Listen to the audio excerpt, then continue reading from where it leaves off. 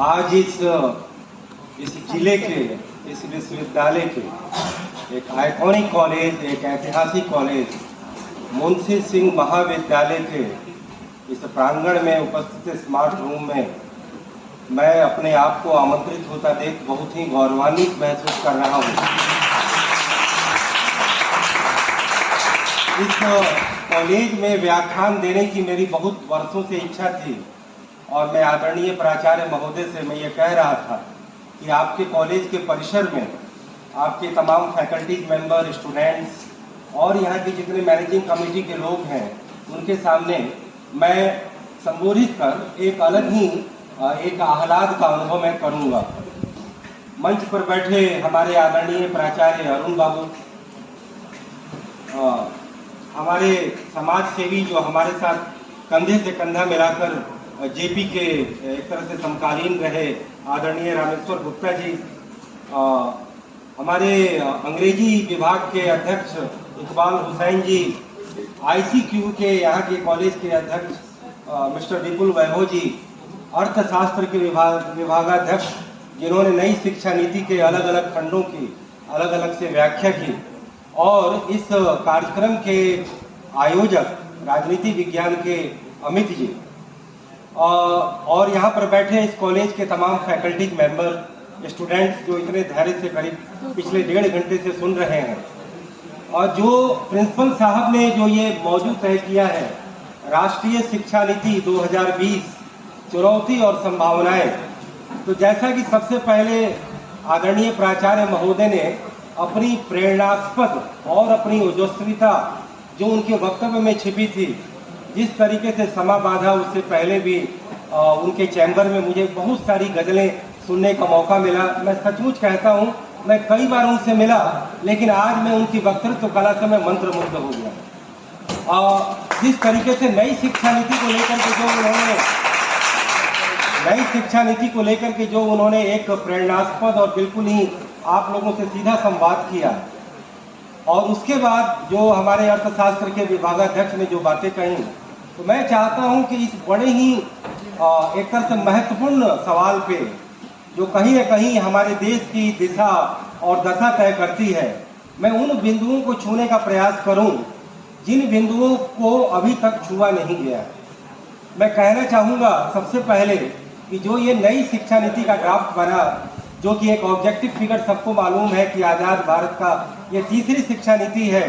पहले वो कोठारी आयोग, फिर राजीव गांधी का 1984 की शिक्षा नीति, 85 की शिक्षा नीति जिसमें नवोदय स्कूल का आगमन हुआ, और उसके बाद नरेंद्र मोदी के द्वारा, सरकार के द्वारा 2020 की शिक्षा नीति। तो मैं सबसे पहले शिक्षा नीति का मैं ब्रीफ डिटेल दे करके फिर मैं चाहूँगा कि शिक्षा का जो मौजूदा जो भारत का जो परिदृश्य है उसे सामने लाते हुए शिक्षा के जो फंडामेंटल जो इशूज हैं उन चीज़ों को हाईलाइट किया जाए, और यहाँ तमाम फैकल्टी और तमाम स्टूडेंट इसको लेकर के अपने एक पब्लिक ओपिनियन बनाए कि यह पब्लिक पॉलिसी शिक्षा को लेकर के जो बनी है वो किस तरीके की है। तो मैं ये बता दूं कि जो नई शिक्षा नीति जो आई है, जैसा कि अर्थशास्त्र के विभागाध्यक्ष ने भी कहा कि इसमें 3 पार्ट है। स्कूल एजुकेशन, जिसमें कि मैं केवल एक चीज़ का जिक्र कर रहा हूँ कि अर्ली चाइल्डहुड केयर के बारे में उन्होंने भी कहा कि यानी 5 साल से पहले जो तरह तरह के स्कूल, जो नर्सरी और क्या क्या जो कहे जाते हैं, उसमें बच्चों का जो शुरुआती जो पर्सनालिटी विकसित किया जाता है उसको लेकर के क्या है। फिर जो है फाउंडेशनल लिटरेसी एंड न्यूरोक्रेसी, यानी कि आप 4 और 4 या 5 साल तक ही आपको इतना ज्ञान शब्द का जो वाचन और जो एक कॉमन जो एजुकेशनल जो सेंस है वो आपका कैसे विकसित होता है। फिर कर्टेलिंग ड्रॉप आउट रेशियो, जो कहीं ना कहीं हमारे प्राइमरी एजुकेशन से जुड़ा है। क्यूरिकुलम एंड पेडागोगी, ये बच्चों को लेकर के है कि क्या उनका कंप्लीट जो एक परिदृश्य है वो किस तरीके का बने। टीचर्स को लेकर के एड्रेस किया गया इक्विटेबल एंड इंक्लूसिव एजुकेशन, जिसको लेकर के मैं अपने इशूज में बात करूंगा। Efficient resources and effective governance through school complex and cluster, ये कहीं ना कहीं फिजिकल इंफ्रास्ट्रक्चर जो हमारे स्कूलों का बना है, जो कि भारत जैसे देश के लिए जहाँ रिसोर्स क्रंच है उसमें किस तरीके से खर्च किया जाए। Efficient resourcing and effective governance, जो कि बड़ा की एरिया है। Standard setting and accreditation of school examination, school education, यह भी अपने आप में क्राइटेरिया है।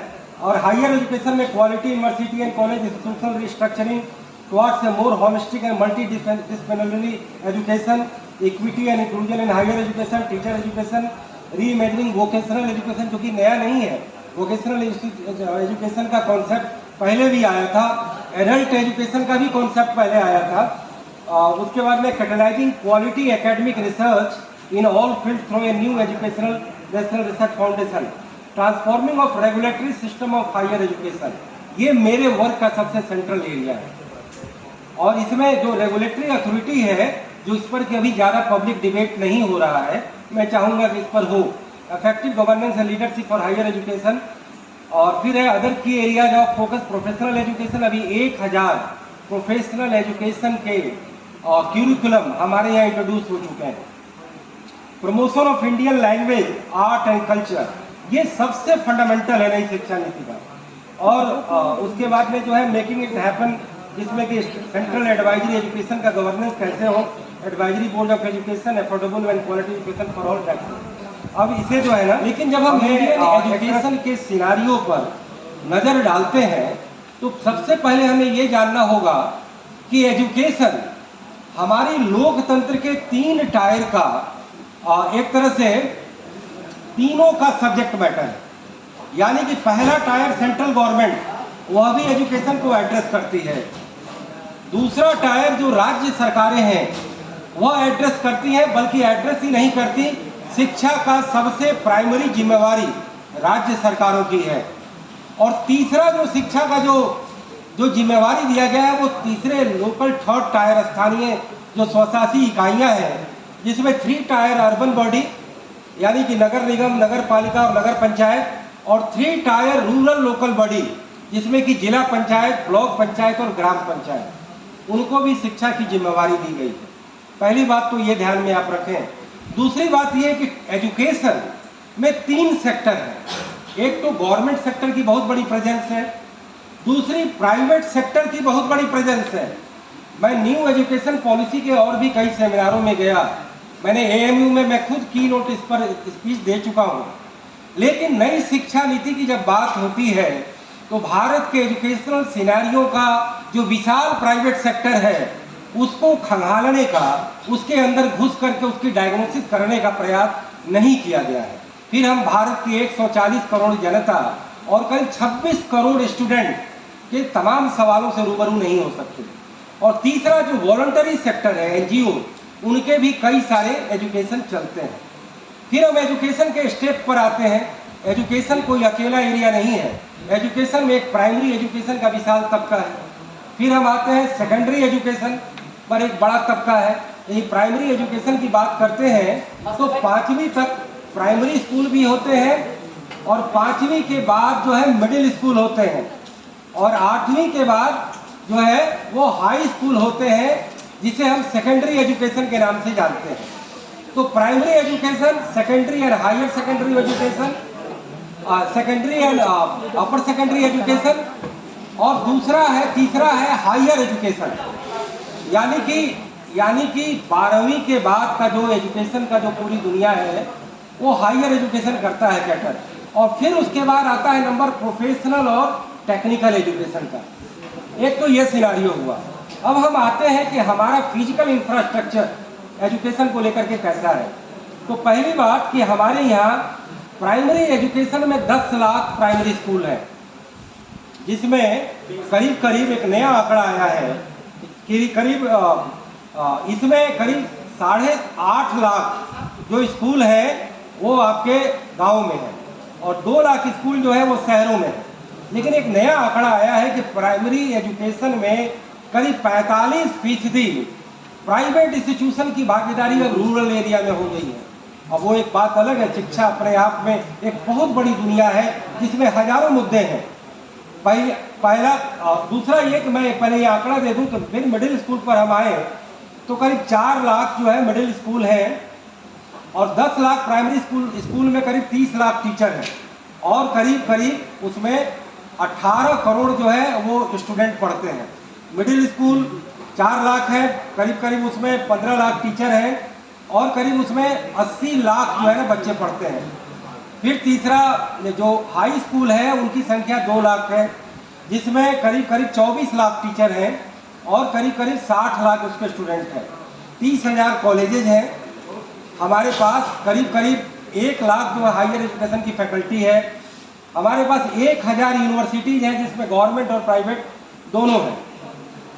और एक नया आंकड़ा आया है कि जो हम आजकल बात करते हैं वीमेन एम्पावरमेंट की, तो जेंडर बैलेंस जो है, अब जैसे कि हमारे यहाँ यदि अगर 30 लाख टीचर हैं तो उसमें करीब 14 साढ़े 14 लाख टीचर तो फीमेल हैं और 15.5 या 16 लाख की जो टीचर हैं वो मेल हैं। स्टूडेंट की बात करें तो सारे नंबर ऑफ स्टूडेंट में 46% फीमेल है और करीब 54% जो है मेल है। तो कहने का मतलब कि कहीं ना कहीं जेंडर इक्वालिटी जो एक बड़ा इशू है वो हमारे नेशनल एजुकेशन सिस्टम में वो हमें फुलफिल होता नज़र आता है। और जब हम बात करते हैं जो एक सर्टिफिकेशन की बात की उन्होंने, तो मैं ये कह दूं कि जब हमारा जो 3 टायर जो लोकल बॉडी है, तो प्राइमरी एजुकेशन का जो महकमा है आम तौर पे हमारे जो लोकल गवर्निंग में, चाहे वो ग्राम पंचायत हो, ब्लॉक पंचायत हो, जिला पंचायत हो, और शहरों का जो नगर निगम है, और दूसरा जो नगर पालिका है, और तीसरा जो नगर पंचायत है, करीब करीब वो प्राइमरी एजुकेशन उनके जिम्मे है। और फिर प्राइमरी एजुकेशन के बाद का जो अपर एजुकेशन तक है, यानी कि आपका secondary, upper secondary, higher education, professional education और टेक्निकल एजुकेशन, उसमें भी स्टेट गवर्नमेंट की हिस्सेदारी है। और स्टेट गवर्नमेंट के रेगुलेटर कौन है? तो आपका एक स्टेट बोर्ड है। जैसे कि आप बिहार के हैं तो बिहार में 10वीं का बोर्ड है, 12वीं का भी बोर्ड है, और अलग अलग स्टेट कंट्रोल्ड जो है यूनिवर्सिटीज हैं। फिर हम आए टेक्निकल में, तो मेडिकल कॉलेजेज हैं, इंजीनियरिंग कॉलेजेज हैं, IITIs हैं, ये सब स्टेट गवर्नमेंट के प्रोफेशनल और टेक्निकल इंस्टीट्यूशंस हैं। और सेंट्रल गवर्नमेंट की जो जिम्मेवारी है वो स्टेट गवर्नमेंट के साथ कंधे से कंधा मिलाकर उन्हें एक तरह से फैसिलिटेट करने की है। तो आप यह देखें कि जो रेगुलेटर जो स्टेट गवर्नमेंट में केवल 2 या 3 है, अगर पुस्तकों को छापने के लिए जिस तरीके से हमारे यहाँ शायद BTC पहले होता था, हमारे ज़माने में तो BTC होता था, बिहार टेक्स्ट बुक कॉरपोरेशन, तो वो स्टेट गवर्नमेंट की सारी चीज़ें एक तरह से देखा करती थी। लेकिन जब हम सेंट्रल गवर्नमेंट में जाते हैं तो उसमें प्लेथोरा ऑफ रेगुलेटर्स है। अब उसमें आप आइए कि चूंकि सेंटर का प्राइमरी जिम्मेवारी नहीं है एजुकेशन, लेकिन ये साथ साथ फैसिलिटेट करते हैं। जैसे आपके यहाँ हाई स्कूल है तो उनके लिए केंद्रीय विद्यालय है, अगर सेंट्रल कोई जगह में है, आप यूनियन टेरिटरी में है, तो उनका नगर निगम का भी विद्यालय है जो कहीं ना कहीं उनके केंद्रीय पाठ्यक्रमों से संचालित होता है। तो जो पैरेलल में जो है वो CBSE है, लेकिन स्टेट गवर्नमेंट में जो प्राइवेट स्कूल रन होते हैं उनके भी सर्टिफिकेशन देने का काम वह CBSE करती है। और अब आप आ जाए पाठ्य पुस्तकों को लेकर के, तो NCERT है जो सेंट्रल एजेंसी है। कई लोग स्टेट गवर्नमेंट के जो तमाम पाठ्यक्रम हैं उन्होंने भी जो है उसको NCERT के पाठ्यक्रमों को अपनाया है। तो जो उसके बाद में आप जो सेंट्रल गवर्नमेंट को आप देखें तो उन्होंने एक CBSE को उन्होंने 2 पार्ट में बांटा है, एक जो जनरल एजुकेशन के लिए और फिर टेक्निकल के लिए, जिसमें कि मेडिकल और इंजीनियरिंग का है। तो उन्होंने एक अलग से बना दिया NEET और JEE, और नेशनल टेस्टिंग एजेंसी को एक तरह से एम्पावर किया है कि देश भर में जितने बच्चे, करीब 25 लाख नीट में और करीब 15 से 20 लाख JEE में जो हर साल 12वीं करने के बाद जो बैठते हैं, उनका वो एक तरह से नियामक है, और कहीं ना कहीं स्टेट गवर्नमेंट उसको फॉलो करते हैं। तो ये जो पूरा जो सिस्टम है एजुकेशन का, वो हमें संज्ञान में लेना जरूरी है। फिर सेंट्रल गवर्नमेंट के जो रेगुलेटर हैं, तो यूनिवर्सिटीज़ के लिए पैरेलल में, चाहे वो आपको फाइनेंशियल हेल्प करना हो, चाहे वो सिलेबस का हेल्प करना हो, या एक राष्ट्रीय शिक्षा नीति के मेन स्ट्रीम में देश के पूरे एजुकेशनल वर्ल्ड को चलाना हो, तो उसके लिए यूनिवर्सिटी ग्रांट कमीशन है। फिर उसके बाद जो जितने टेक्निकल एजुकेशन है उनको रेटिंग करने के लिए AICTE है, ऑल इंडिया टेक्निकल एजुकेशन को लेकर के वो उसे देखती है। तो कुल मिलाकर के जो हमारा ये टोटल, और मेडिकल में जो सर्टिफिकेशन देने का काम है वो नेशनल मेडिकल कमीशन कर रहा है। तो ये तमाम संस्थाएं हैं, तमाम इदारे हैं जो भारत की एजुकेशन को जो है कर रहे हैं। लेकिन अब मैं इशूज पर आऊँ तो मुझे लगता है कि मैं समाज विज्ञान के तमाम सब्जेक्ट पर अपना मशविरा और तबसरा करता हूँ।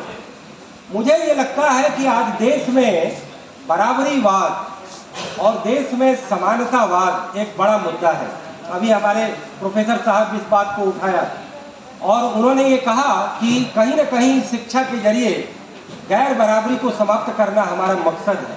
लेकिन माफ़ कीजिए, जो हमारी मौजूदा शैक्षिक संरचना है वह भारत के समाज में कई तरह की दुनिया तैयार करती है। आप अंग्रेजी, अभी बात जिक्र हुआ, एक क्रांतिकारी पहल किया नई शिक्षा नीति ने शिक्षा के माध्यमों को लेकर और अपनी राष्ट्र की तमाम भाषाओं को विकसित करने को लेकर। ये सच्चाई है कि 200 साल की हम ब्रिटिश लिगेसी में रहे और अंग्रेजी हमारी एक तरह से जड़ों में घुस चुकी एक तरह से भाषा है। पूरा राजकाज, पूरा प्रशासन, पूरी पुलिस, पूरी सेना, पूरी न्यायपालिका, पूरा टेक्निकल एजुकेशन, उनका माध्यम अंग्रेजी है। लेकिन हमने कहीं न कहीं आज़ादी के बाद भारत की भाषाओं को विकसित करने का, परिमार्जित करने का प्रयास किया। राजभाषा को लेकर के तमाम राजनीति हुई, दोहरे चेहरे दिखाए गए। देश का जो पॉलिटिकल एलीट है वो निश्चित तौर पे अंग्रेजी माध्यम से पढ़ा है। देश का जो आज़ादी की लड़ाई लड़ने वाला जो शीर्षस्थ नेतृत्व था उसकी अंग्रेजी कमज़ोर नहीं थी। लेकिन आज़ादी के बाद जो कॉमन जो पब्लिक है, कॉमन जो बच्चे हैं, उनका मानसिक स्तर जिसमें कि कोई इन्फिनिटी कॉम्प्लेक्स ना हो अंग्रेजी का, और बल्कि ये लगे कि हम अंग्रेजी सीखेंगे, ज़रूर सीखेंगे, अंग्रेजी भी मजबूत करेंगे, लेकिन हमें हिंदी को लेकर हमें कोई मन में एक तरह से आत्महीनता नहीं होगी। और इसका कहने का मतलब ये है कि हम हिंदी केवल सीख लें, अंग्रेजी कमज़ोर है इसीलिए हम हिंदी भाषा का झंडा उठाएं, तो उससे भी बात नहीं बनने वाली है। हमें वह भी सीखना है, लेकिन कहीं न कहीं वैधानिक रूप से राष्ट्रीय शिक्षा नीति ने भारत की तमाम भाषाओं को विकसित करने का प्रयास शिक्षा के माध्यमों के जरिए करने का जो किया है वह नई शिक्षा नीति का सबसे क्रांतिकारी पहल है। चूँकि हम भारत की भाषाओं को विकास करना चाहते हैं तो हम त्रिभाषा फॉर्मूला की भी जो बात कहते हैं वो कहीं न कहीं शिक्षा के माध्यम से भी मुखरित हो रही है। तो जो मैंने कहा कि अलग अलग जो दुनिया तैयार हो रही है, कैसे हो रही है? हम कहते हैं ये स्टेट बोर्ड का पढ़ा है, हम कहते हैं ये CBSE का पढ़ा है, ये बच्चे का कलेवर और होगा। हम कहते हैं कि ये देसी भाषा का पढ़ा हुआ हिंदी माध्यम का है, हम कहते हैं कि वो अंग्रेजी माध्यम का पढ़ा हुआ है। हम कहते हैं कि वो मोतिहारी के कॉलेज का पढ़ा हुआ है, वो एक दिल्ली के बड़े कॉलेज का पढ़ा है। हम कहते हैं कि यह एक औरना विश्वविद्यालय का, बिहार विश्वविद्यालय या कोई और दूर दराज के उत्कल विश्वविद्यालय का पढ़ा है। फिर उधर हम कहते हैं कि ये दिल्ली विश्वविद्यालय, JNU या और बड़े बड़े जो नामचीन विश्वविद्यालय हैं वहाँ का पढ़ा हुआ है। हम कहते हैं कि ये 15 से 25 हज़ार कमाने वाला फैक्ट्री का वर्कर है, और दूसरी तरफ कहते हैं कि ये कॉरपोरेट मल्टीनेशनल का बड़े जगह का पैकेज पे काम करने वाला वर्कर है। और कहीं न कहीं हमारे तमाम शिक्षा संस्थानों से ही ये पैदावार निकल रही है। फिर जब समानता की बात होती है तो मैं ये बार बार कहता हूँ कि ये हमारे हाथ में नहीं है कि हम अंबानी के घर में पैदा हों या अदानी के घर में पैदा हों या शिवदासानी के घर में पैदा हों। हम अपनी सब माँ बाप की ही औलाद हैं, ये हमारे हाथ में नहीं है, ये नियति ने तय किया है। लेकिन जब हम इस दुनिया में अवतरित होते हैं, जब हम इस, कृपया थोड़ा शांति रखिए, मेरा ध्यान भंग हो जा रहा है, प्लीज। अगर हमें आमंत्रित किया है तो कृपया। में जो बैठता है वह सभ्य काला, और भारतीय ज्ञान परंपरा की पहली शर्त है बैठने का प्रैक्टिस। अगर आप शांत चित्त होकर के नहीं बैठ सकते, नहीं सुन सकते, तो आप 1 इंच आगे नहीं जाए। तो अपने आप को सांचे में ढालिए। अगर नहीं पसंद है तो चुपचाप निकल करके चले जाए, लेकिन बीच में जब आप बोलिएगा तो वक्ता का ध्यान भंग होगा और उसके दिमाग में जो पॉइंट्स आ रहे हैं वो पॉइंट पिछड़ जाए। तो इसलिए देखिए, अगर लेक्चर पसंद नहीं आ रहा हो तो चुपचाप पलाएं, उसमें हम रोकेंगे नहीं। इसलिए जब समानता की बात होती है तो जब हमने कहा कि हम अपने परिवारों में जन्म लेते हैं, लेकिन जब हम इस अवतरित होते हैं इस समाज में, इस देश में, इस सिस्टम में, जो हमारा देश है, जैसे फर्ज करिए हमारा भारत देश है, हमारा बिहार प्रांत है, हमारा ये मोतिहारी और बेतिया जिला है, हमारे ये परिवार के गार्जियन है, और उसके बाद जब हम इसमें अवतरित होते हैं तो हमारे सामने जो सार्वजनिक व्यवस्था जो हमें फराहम करती है वो करती है शिक्षा, नंबर 1। नंबर 2 स्वास्थ्य। नंबर 3 हमारी जो हम बड़े होकर के रोजगार करते हैं श्रम नीति, लेबर पॉलिसी। चौथा है रोजगार नीति। 5वां है सामाजिक सुरक्षा नीति।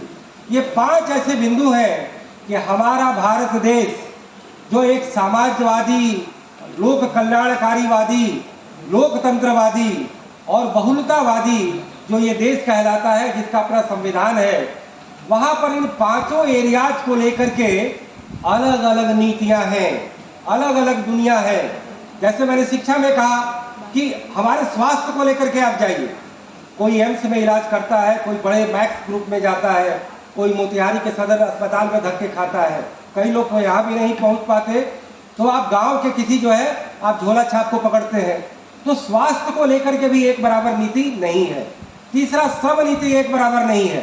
श्रम नीति की जब बात आती है तो जो हमारा जो 90% जो अनऑर्गेनाइज तबका है, असंगठित मजदूर है, उसको लेकर के श्रम नीति के वो तमाम चीज़ें लागू नहीं होती। और जो संगठित तबका है वो और से और मांग कर रहा है। जैसे कि 2004 में पेंशन हटा लिया गया और आज जबरदस्त रूप से मांग हो रही है। ये बात अलग है कि देश के 80 करोड़ लोगों को 400 रुपये का पेंशन नहीं मिलता और वह भी समय पर नहीं मिलता। लेकिन जब हम पब्लिक फोरम में आते हैं, जब पब्लिक डिबेट करते हैं, तो कम से कम हमें इतनी ईमानदारी होनी चाहिए कि हम देश के 140 करोड़ लोगों की संवेदना के साथ जिए, उस परिस्थिति के साथ जिए। सरकारों पर दबाव डालिए, आंदोलन करिए, धरने दीजिए और मांग पत्र दीजिए और सरकारों के खिलाफ आप वोट बैंक का जो है अपना ग्रुप बना करके उन्हें दबाव डालिए। लेकिन जब हम समता मूलक समाज की बात करते हैं और आज शिक्षा की बात करते हैं, तो शिक्षा में भी इतनी असमानता है कि आज ये नैको का भी रेटिंग चल रहा है। हर कॉलेज में जाकर के पूरा फिजिकल इंफ्रास्ट्रक्चर देखा जाता है, फैकल्टी का सारा क्वालिटी देखा जाता है, वहाँ पर कितने चीज़ हो रही है, और उसके आधार पर जो ये रैंकिंग कई सारे प्राइवेट इंस्टीट्यूशन करते हैं कि ये कॉलेज नंबर 1, नंबर 2, नंबर 3। तो एक तरह से जो शिक्षा का कॉर्पोरेटाइजेशन हो रहा है, कॉर्पोरेटाइजेशन पर तो मैं बाद में आऊँगा, लेकिन शिक्षा के संस्थानों में जो एक सुपीरियरिटी और इन्फीरियरिटी कॉम्प्लेक्स का जो बीजारोपण किया जा रहा है, मुझे लगता है कि इस देश को बिल्कुल उसे हटा देना चाहिए। क्योंकि मेरे लिए एक दूर दराज के गांव का भी नागरिक एक वोटर है, एक नागरिक है, और बम्बई और दिल्ली जैसे पॉश महानगर के पॉश कॉलोनी का रहने वाला नागरिक भी उतना ही महत्व रखता है। इसीलिए उसको भी एजुकेशन का जो एनवायरनमेंट मिले, वही एनवायरनमेंट इसको भी मिले। जरूरी नहीं कि हम केवल रोजगारों के लिए पलायन करें, हम बल्कि शिक्षा की डिग्रियों के लिए भी पलायन करते हैं। अभी रवीश कुमार जो हमारे साथी पत्रकार हैं, उन्होंने शिक्षा पर कई सारी सीरीज निकाली, टेलीविजन पर कई सारे प्रोग्राम किए, लेकिन उन्होंने भी जो फंडामेंटल इशूज जो हैं, वह फंडामेंटल इशूज को एड्रेस करने के बजाय उन्होंने ये कहा कि बच्चों को क्वालिटी यूनिवर्सिटी और कॉलेज मिले। तो क्वालिटी कॉलेज और यूनिवर्सिटी, वो अभी दिल्ली गए, हम भी दिल्ली गए और कई लोग दिल्ली गए। क्या देश की 140 करोड़ जनता की 30 करोड़ जो स्टूडेंट है सब दिल्ली पहुंच सकते हैं? सब जो ऑक्सफोर्ड और कैम्ब्रिज जा सकते हैं? सच में हम समता मूलक जब शैक्षिक व्यवस्था बनाएंगे तो मुझे लगता है कि सबको अपॉर्चुनिटी मिलेगी। आज गांव-गांव में सड़कें बन रही हैं। आज बिहार के गांवों में सड़क क्रांति आई है, और ये सड़क आप इवन कि आप न्यूयॉर्क में जाएं, अमेरिका में भी जाएं, तो करीब करीब सड़क की क्वालिटी वही मिलेगी। तो फिर हेल्थ में, एजुकेशन में, रोजगार नीति में, श्रम नीति में ये ठीक है कि दिल्ली और मुंबई महानगर की तमाम सारी परिस्थितियां एक छोटे जिलेवार और राज्य की राजधानी में निर्मित नहीं किया जा सकता। लेकिन हमें कुछ चीजों को लेकर के, जैसा मैंने पहले कहा कि शिक्षा न केवल एक मानव विकास का बहुत बड़ा बिंदु है, कम्युनिटी डेवलपमेंट का एक बहुत बड़ा बिंदु है, देश के इकोनॉमी के सर्विस सेक्टर का सबसे बड़ा एक तरह से कंट्रीब्यूटर भी है। हम सब जानते हैं कि जीडीपी में हम 4 या 5% इन्वेस्टमेंट करते हैं, लेकिन मुझे लगता है कि इकोनॉमी में शिक्षा का एक बहुत बड़ा एक तरह से कंट्रीब्यूशन भी मिलता है। और ये एक तरह से इसका अर्थशास्त्र की भाषा में कहें तो फॉरवर्ड लिंकेज इफेक्ट और बैकवर्ड लिंकेज इफेक्ट आता है। कैसे कि सबसे पहले तो देश का सबसे बड़ा यह एम्प्लॉयर है। 1 करोड़ टीचर हमारे शिक्षा एजुकेशन में अपनी आजीविका चलाते हैं, और 1 करोड़ शिक्षक इस 30 करोड़ लोगों का ह्यूमन रिसोर्स भी डेवलप करते हैं। और जब आपका ह्यूमन रिसोर्स डेवलप होगा तो आप अर्थशास्त्र की भाषा में इकोनॉमी में प्रोडक्टिव होंगे, और जब आपकी प्रोडक्टिविटी का जब कंट्रीब्यूशन होगा तो आप 55% अभी सेवा क्षेत्र का योगदान है, कहीं ना कहीं वो सीधे सीधे शिक्षा से जुड़ा है। अब हम बात करें कि जो शिक्षा की जो दो दुनिया है, जो मैंने कहा कि सरकारी सेक्टर, प्राइवेट सेक्टर और स्वयंसेवी सेक्टर, तो प्राइमरी एजुकेशन में पहले ही बता दिया कि 45% जो है प्राइवेट आ चुके हैं। जो प्राइवेट सेक्टर केवल अंग्रेजी मीडियम में करते हैं, वहां के टीचर, देखिए टीचर भी एक बड़ा बिंदु है, फैकल्टी डेवलपमेंट एक बड़ा इशू है। राष्ट्रीय शिक्षा नीति आई है, फिर उसके बाद में हमारे यहाँ 1000 प्रोफेशनल कोर्स इंट्रोड्यूस हो चुके हैं। जनरल कॉलेजों में भी अब प्रोफेशनल कोर्सेज करने का भारी दबाव है। यह ठीक है कि आप तो सरकारी रूप से फाइनेंस्ड हैं, यूजीसी ने तमाम टीचरों को बहुत अच्छे से मालामाल कर दिया है, आपका जो वेतनमान है वो बड़े बड़े आर्मी जनरल और आईएएस से भी बढ़ चुका है। और उसके बाद में लेकिन जब हम लेवल प्लेइंग की बात करते हैं तो प्राइवेट स्कूल के टीचरों की बात करिए। आप सरकारी स्कूल में जो पगार देते हैं, प्राइवेट स्कूल में उससे कम पगार, लेकिन उनको ज्यादा काम करना पड़ता है। प्राइवेट स्कूल के मैनेजमेंट का चूंकि ऑब्जेक्टिव है प्रॉफिट कमाना, सरकारी स्कूल का है लोक कल्याण करना।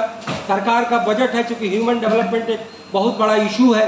कहीं ना कहीं जो सर्व शिक्षा अभियान आया 1998 में, उसके जरिए देश ने प्राइमरी एजुकेशन में और पूर्ण साक्षरता लाने के लिए एक बहुत बड़ा मिशन लेकर के आया। उसके भी 2 कंपोनेंट थे, फिजिकल इंफ्रास्ट्रक्चर और उसका सॉफ्टवेयर। तो फिजिकल इंफ्रास्ट्रक्चर गवर्नमेंट बनाती थी और सॉफ्टवेयर टीचरों की भर्ती वो राज्य सरकारें करती थी। वह एक अलग दुनिया बनी।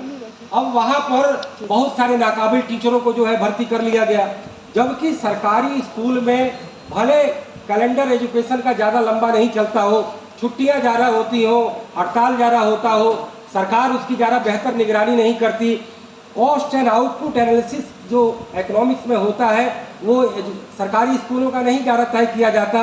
लेकिन उसके बावजूद कम से कम सरकारी स्कूल, कॉलेज और यूनिवर्सिटी में क्वालिटी टीचर लिए जाते थे कि वो कम से कम जो है पीएचडी हो, उसके अलावा उसको स्कॉलरशिप मिला हो, जेआरएफ मिला हो, या उसने यूजीसी का नेट पास किया हो। प्राइवेट इंस्टीट्यूशन में आप किसी को भी टीचर बहाल कर लेते हैं, लेकिन वहाँ काम ज़्यादा करना पड़ता है। तो कुल मिलाकर के जो गवर्नमेंट सेक्टर और प्राइवेट सेक्टर का जो मिसमैच है कि गवर्नमेंट सेक्टर में मैनेजमेंट अच्छा नहीं होता, राजनीतिक इच्छा शक्ति भी दुर्बल होती है। दूसरा, प्राइवेट इंस्टीट्यूशन में मैनेजमेंट अच्छा होता है लेकिन टीचर उतने क्वालिफाइड नहीं होते, लेकिन एक्स्ट्रा करिकुलर वहाँ पर ज़्यादा चाक चौबंद तरीके से किया जाता है। यही वजह है कि प्राइवेट इंस्टीट्यूशन का रिजल्ट ज़्यादा बेहतर आ जाता है। लेकिन अब गवर्नमेंट सेक्टर में भी जो परमानेंट टीचर हैं और जो गेस्ट फैकल्टी के टीचर हैं, अभी कुछ ही दिन पहले एक संगोष्ठी में मैं गया था, एक टीचर महोदय ही कह रहे थे, या बीसी थे शायद, वो कह रहे थे कि एक ही काम लेकिन दाम अलग अलग। देखिए, इसमें किसी को अन्यथा नहीं लेना चाहिए कि चूंकि मैं यदि एक परमानेंट टीचर हूँ तो मेरा पिछला कई बरस गेस्ट फैकल्टी में भी बीता है, तो गेस्ट फैकल्टी का दर्द अपनी जगह था, और जब परमानेंट टीचर हो गया तो वो दर्द मैं भूल जाऊं और वर्तमान को एंजॉय करूं, तो फिर हम पब्लिक डिस्कोर्स में ईमानदारी नहीं ला पाएंगे। हमें कहना है कि जब समतामूलक समाज बनाना है, जब शिक्षा की दुनिया को समतामूलक बनाना है, तो एक लेवल प्लेइंग फील्ड बनाना होगा। तो ये तो बात हुई टीचर की, ये बात हुई सिलेबस की, ये बात हुई मीडियम की, ये बात हुई एजुकेशनल इन्वायरमेंट की। लेकिन एक जो दूसरा सबसे बड़ा महकमा है जो स्टूडेंट को झेलना पड़ता है कि शिक्षा का किस तरीके से व्यावसायीकरण हुआ है। कैपिटेशन फी, आप तमाम बच्चे अलग अलग मेडिकल, इंजीनियरिंग और तमाम प्रोफेशनल कोर्सेज में जाते हैं। मैंने कहा 1000 कोर्सेज इंट्रोड्यूस हो चुके हैं। तो प्राइवेट एजुकेशन के कंट्रोल्ड जितने भी इंस्टीट्यूशन चल रहे हैं, वहाँ पर शिक्षा के शुल्कों की लूट मची हुई है। वहाँ लाखों में कैपिटेशन फी दिए जाते हैं। भैया, उनको तो चैरिटी करनी नहीं है। जो वॉलंटरी सेक्टर एजुकेशन और हेल्थ में है, कहने के लिए वो टैक्स बचाता है, लेकिन अंदर खाने से उसका भी मकसद प्रॉफिट कमाना है। आज कई सारे चैरिटेबल हॉस्पिटल हैं जो कहते चैरिटेबल है, लेकिन तमाम तरीकों से जो है रोगियों से जो है वो पैसे इकट्ठे कर लेते हैं। मैं अर्थशास्त्र का आदमी हूँ, मैं इस बात को अच्छे से जानता हूँ कि हर एक्टिविटी, चाहे वो कमर्शियल एक्टिविटी हो या सोशल एक्टिविटी हो, वेलफेयर एक्टिविटी हो या प्रॉफिट एक्टिविटी हो, सबका इकोनॉमिक वाइबिलिटी बहुत जरूरी है। अगर हम इस कॉलेज के जरिए सामाजिक कल्याण कर रहे हैं, हम उसकी सोशल, कहीं ना कहीं सोशल वेलफेयर की भी जो है ना हमें ऑडिट करनी पड़ेगी कि हमने इतने मैन पावर बनाए, हमने इतने ज़्यादा संस्कार, चरित्र और पर्सनालिटी डेवलप किए, हमने समाज का और लोकतंत्र का इतना लायक व्यक्ति बनाया, और इन सारे टीचर की और प्रिंसिपल महोदय की जो प्रेरणास्पद जो तमाम सक्रियताएं हैं उसका ये फायदा मिला। लेकिन जब ऑडिट नहीं होगा तो फिर चीज़ें वो वायबल नहीं होंगी। अब मैंने अभी एक आंकड़ा पढ़ा कि 2018 के बाद नंबर ऑफ स्कूल का एमलगमेशन हो गया और उनकी संख्या घट गई 3 लाख, क्योंकि कई जगह उन लोगों को लगा होगा कि इकोनॉमिकल